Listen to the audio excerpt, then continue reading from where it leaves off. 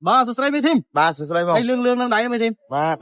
làm tiền mày. Làm theo, lịch bạc không à? Bạc. Một ô chưa một put tắc này, put tắc. Ở đây. Ở đây này, Roslan này. Roslan. Hoàn ở miền sầm lô môi, trong ở miền sầm nước hay là cả lượng thực chất á, can sơ phôn. Vậy không sao đa từ mũi nơi UK nâng brang à bông. Chun po phôn bạc một phun nơi không pi cầm thi xây cái này cái chun po phôn từ số ban chơi chấm nè. Từ lọp mồm đi từ vùng dương vinh. Mà. Từ số chun không ai. Miền chấm nói chết bong trong ai bong. Đám nhà từ can là coi chưa bị xe vay nơi chặt phúc ông lì tại sao tại dương tiếp trên kia nó phí á cái phúc cái anh bong nó bong flop chúp mấy bong này nó có gì bong bong của ta bị giặt nơi chặt phúc bong lấy cứ vay bị trôi cả bán vay bị lời cả bàn chẳng chấm nói là vay ôn lại bong con cứ trôi tái vay vinh từ bà vay vinh bà cà phê vay vinh của vay vinh không vậy bà ok thế nhưng mà con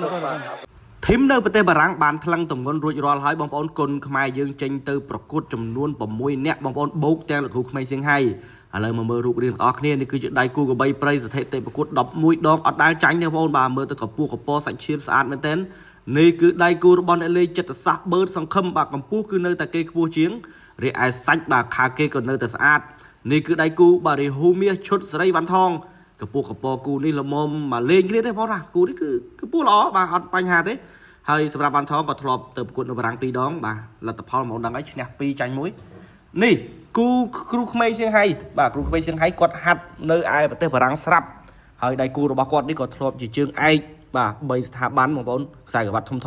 ហើយគ្រូក្មេងសៀងហៃក៏មិនធម្មតាបាទសិតតែជាខ្សែក្រវ៉ាត់ brand ក៏ធ្លាប់ពាក់នៅប្រទេសបារាំង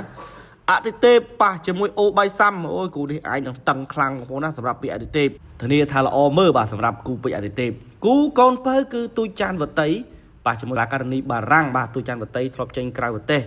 ច្រើនលើកច្រើនសារដែរបាទមានចាញ់មានឈ្នះប៉ុន្តែពីប្រកួតចុងក្រោយរបស់គាត់ខំដែរបងណាប៉ុន្តែធ្វើមិនសូវបានល្អអញ្ចឹងសរុបមកវិញសម្រាប់ការប្រកួតនៅប្រទេសបារាំងបាទគុណខ្មែរយើងប្រកួត6គូដណ្ដើមខ្សែក្រវ៉ាត់5គូបងប្អូនណាដកតែគូទូចច័ន្ទវតីទេដែលគាត់ប្រកួតបែបមិត្តភាពហើយបើតាមដំណឹងដែលខ្ញុំបានស្ដាប់បងញៀនម៉ៅគាត់លើកឡើងគឺបើសិនទូចច័ន្ទវតីបាទគាត់ឈ្នះនៅក្នុងការប្រកួតមួយនេះគាត់នឹងមានឱកាសបាទប្រកួតទៅតាមខ្សែក្រវ៉ាត់នាពេលបន្ទាប់នៅឯប្រទេសបារាំងគិតថា6គូនេះបានយើងប្រមាណបានគេប្រមាណបងប្អូនជួយខមមិនម្នាក់មួយផងបាទ